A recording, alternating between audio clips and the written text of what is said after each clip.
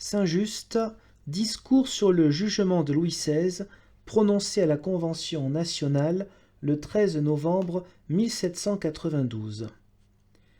J'entreprends, citoyens, de prouver que le roi peut être jugé, que l'opinion de Morisson qui conserve l'inviolabilité et celle du comité qui veut qu'on le juge en citoyen sont également fausses, et que le roi doit être jugé dans des principes qui ne tiennent ni de l'une ni de l'autre. Le comité de législation qui vous a parlé très sainement de la vaine inviolabilité du roi et des maximes de la justice éternelle, ne vous a point, ce me semble, développé toutes les conséquences de ces principes, en sorte que le projet de décret qu'il vous a présenté n'en dérive point et perd, pour ainsi dire, leur sève. L'unique but du comité fut de vous persuader que le roi devait être jugé en simple citoyen. Et moi je dis que le roi doit être jugé en ennemi, que nous avons moins à le juger qu'à le combattre, et que n'étant plus rien dans le contrat qui unit les Français, les formes de la procédure ne sont point dans la loi civile, mais dans la loi du droit des gens. Faute de ces distinctions, on est tombé dans des formes sans principe qui conduiraient le roi à l'impunité, fixeraient trop longtemps les yeux sur lui, ou qui laisseraient sur son jugement une tache de sévérité injuste ou excessive. Je me suis souvent aperçu que de fausses mesures de prudence, les lenteurs, le recueillement, étaient ici de véritables imprudences, et après celles qui reculent le moment de nous donner des lois, la plus funeste serait celle qui nous ferait temporiser avec le roi. Un jour peut-être, les hommes, aussi éloignés de nos préjugés que nous le sommes de ceux des Vandales, s'étonneront de la barbarie d'un siècle où ce fut quelque chose de religieux que de juger un tyran, où le peuple qui eut un tyran à juger l'éleva au rang de citoyen avant d'examiner ses crimes, songea plutôt à ce qu'on dirait de lui qu'à ce qu'il avait à faire, et d'un coupable de la dernière classe de l'humanité, je veux dire celle des oppresseurs, fit, pour ainsi dire, un martyr de son orgueil. On s'étonnera un jour qu'au XVIIIe siècle, on ait été moins avancé que du temps de César. Là, le tyran fut immolé en plein Sénat, sans autre formalité que 23 coups de poignard, et sans autre loi que la liberté de Rome. Et aujourd'hui l'on fait avec respect le procès d'un homme assassin d'un peuple, pris en flagrant délit, la main dans le sang, la main dans le crime. Les mêmes hommes qui vont juger Louis ont une république à fonder. Ceux qui attachent quelque importance au juste châtiment d'un roi ne fonderont jamais une république. Parmi nous, la finesse des esprits et des caractères est un grand obstacle à la liberté. On embellit toutes les erreurs et, le plus souvent, la vérité n'est que la séduction de notre goût. Votre comité de législation vous en donne un exemple dans le rapport qui vous a été lu. Morisson vous en donne un plus frappant. À ses yeux, la liberté, la souveraineté des nations sont une chose de fait. On a posé des principes, on a négligé leurs plus naturelles conséquences. Une certaine incertitude s'est montrée depuis le rapport. Chacun rapproche le procès du roi de ses vues particulières. Les uns semblent craindre de porter plus tard la peine de leur courage, les autres n'ont point renoncé à la monarchie. Ceux-ci craignent un exemple de vertu qui serait un lien d'esprit public et d'unité dans la République, ceux-là n'ont point d'énergie. Les querelles, les perfidies, la malice, la colère, qui se déploient tour à tour, ou sont un frein ingénieux à l'essor de la vigueur combinée dont nous avons besoin, ou sont la marque de l'impuissance de l'esprit humain. Nous devons donc avancer courageusement à notre but, et, si nous voulons une république, y marcher très sérieusement. Nous nous jugeons tous avec sévérité, je dirais même avec fureur. Nous ne songeons qu'à modifier l'énergie du peuple et de la liberté. Tandis qu'on accuse à peine l'ennemi commun et que tout le monde, ou rempli de faiblesse, ou engagé dans le crime, se regarde avant de frapper le premier coup. Nous cherchons la liberté et nous nous rendons esclaves l'un de l'autre.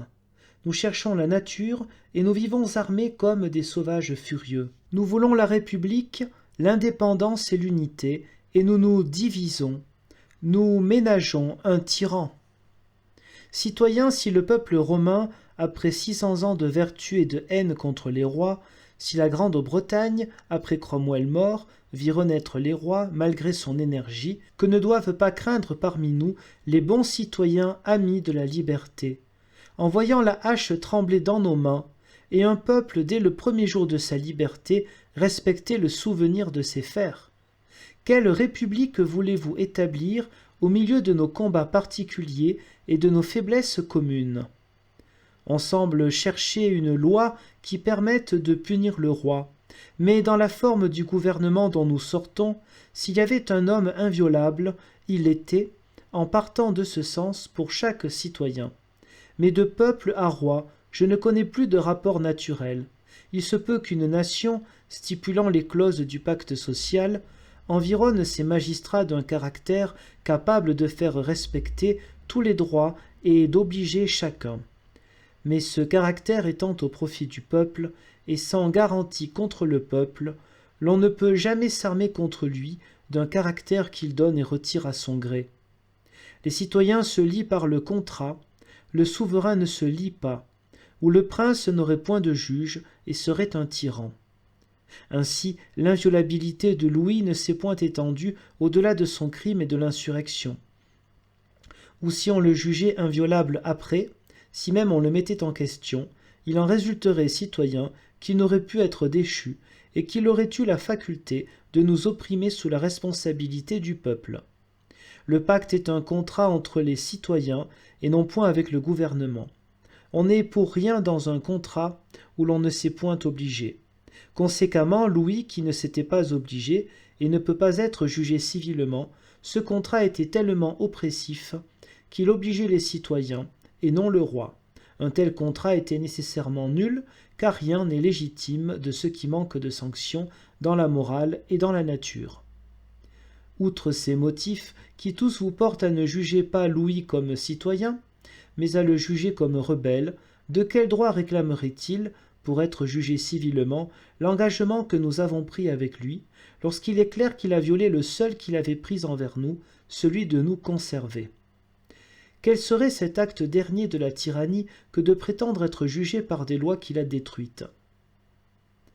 Et, citoyen, si nous lui accordions de le juger civilement, c'est-à-dire suivant les lois, c'est-à-dire en citoyen, à ce titre il jugerait le peuple même.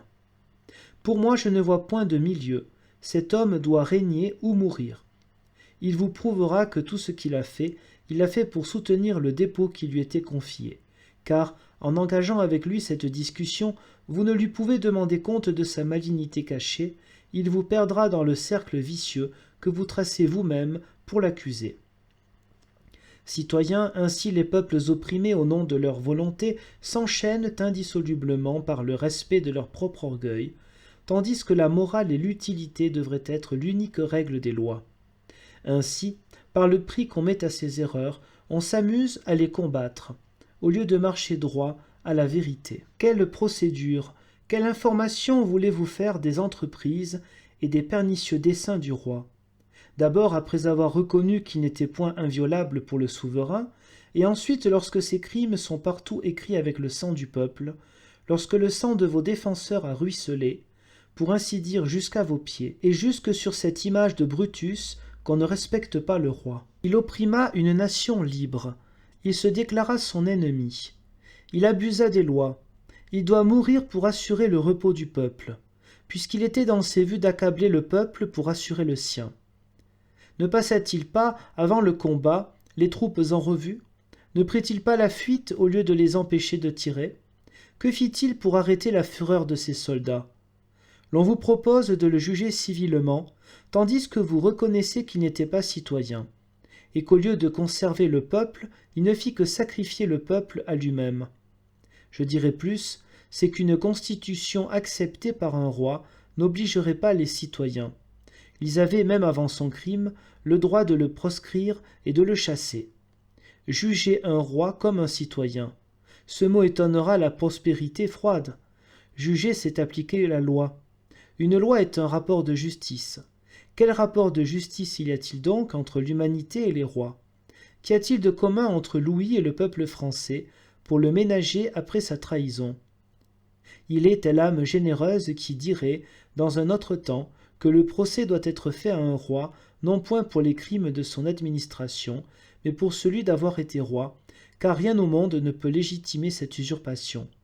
Et de quelque illusion, de quelque convention que la royauté s'enveloppe, elle est un crime éternel, contre lequel tout homme a le droit de s'élever et de s'armer. Elle est un de ces attentats que l'aveuglement même de tout un peuple ne saurait justifier. Ce peuple est criminel envers la nature par l'exemple qu'il a donné, et tous les hommes tiennent d'elle la mission secrète d'exterminer la domination en tout pays. On ne peut point régner innocemment. La folie en est trop évidente. Tout roi est un rebelle et un usurpateur. Les rois même traitaient-ils autrement les prétendus usurpateurs de leur autorité? Ne fit-on pas le procès à la mémoire de Cromwell? Et certes, Cromwell n'était pas plus usurpateur que Charles Ier, car lorsqu'un peuple est assez lâche pour se laisser mener par des tyrans, la domination est le droit du premier venu, et n'est pas plus sacré ni plus légitime sur la tête de l'un que sur celle de l'autre. Voilà les considérations qu'un peuple généreux et républicain ne doit pas oublier dans le jugement d'un roi. On nous dit que le roi doit être jugé par un tribunal comme les autres citoyens.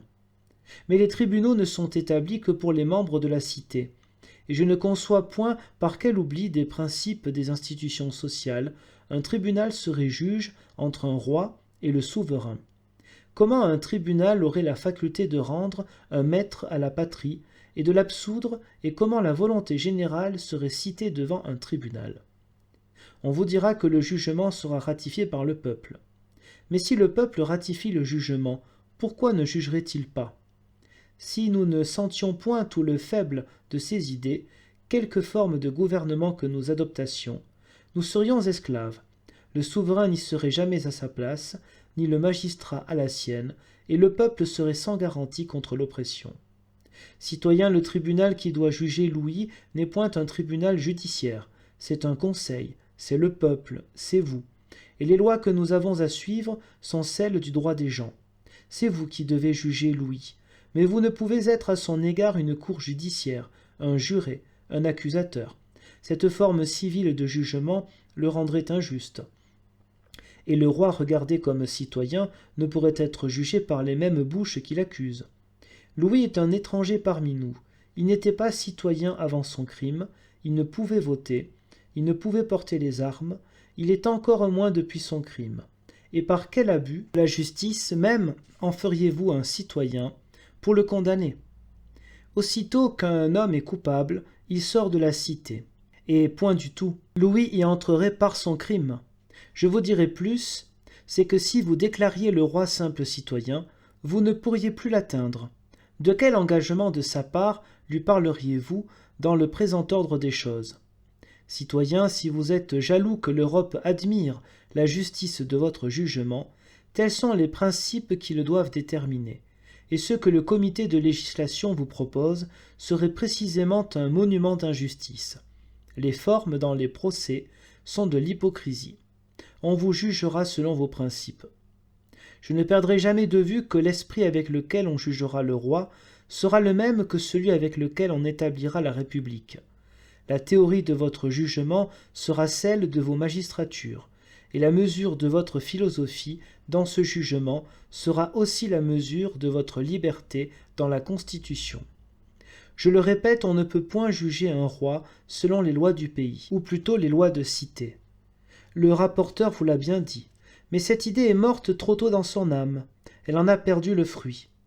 Il n'y avait rien dans les lois de Numa pour juger Tarquin, rien dans les lois d'Angleterre pour juger Charles Ier. On les jugea selon le droit des gens, on repoussa la force par la force, on repoussa un étranger, un ennemi. Voilà ce qui légitima ces expéditions et non point de vaines formalités qui n'ont pour principe que le consentement du citoyen par le contrat. On ne me verra jamais opposer ma volonté particulière à la volonté de tous. Je voudrai ce que le peuple français, ou la majorité de ses représentants, voudra. Mais comme ma volonté particulière est une portion de la loi qui n'est point encore faite, je m'explique ici ouvertement. Il ne suffit pas de dire qu'il est dans l'ordre de la justice éternelle que la souveraineté soit indépendante de la forme actuelle de gouvernement et d'en tirer cette conséquence que le roi doit être jugé. Il faut encore étendre la justice naturelle et le principe de la souveraineté jusqu'à l'esprit même dans lequel il convient de le juger.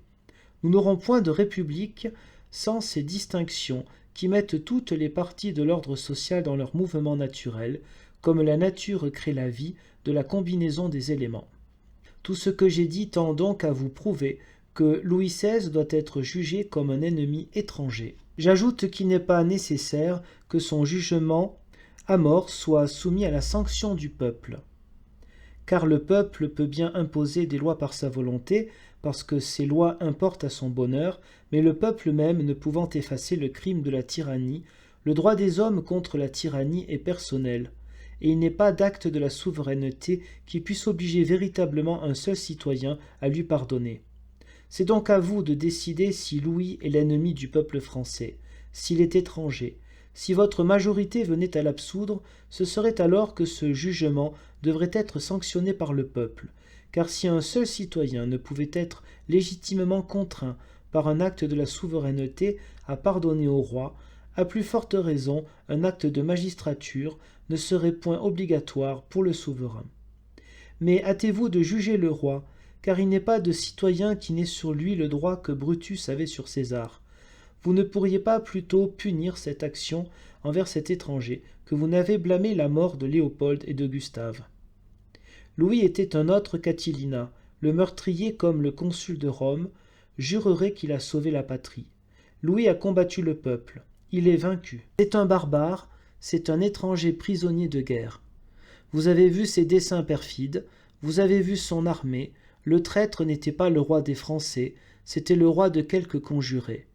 Il faisait des levées secrètes de troupes, avait des magistrats particuliers, il regardait les citoyens comme ses esclaves, il avait proscrit secrètement tous les gens de bien et de courage.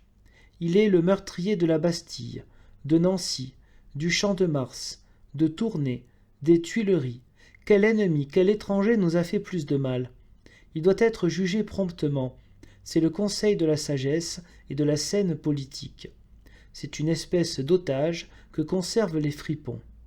On cherche à remuer la pitié, on achètera bientôt des larmes. On fera tout pour nous intéresser, pour nous corrompre même. Peuple, si le roi est jamais absous, souviens-toi que nous ne serons plus dignes de ta confiance, et tu pourras nous accuser de perfidie.